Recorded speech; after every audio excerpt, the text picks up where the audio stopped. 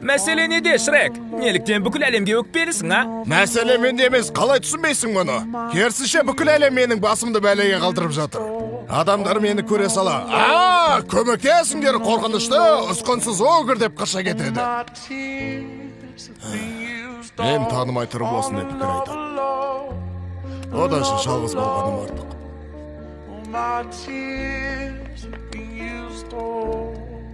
Білесің бе, шынымды айтсам, алғаш кездескенімізде сен туралы олай мүлдем ойламадым. Иә, білемін.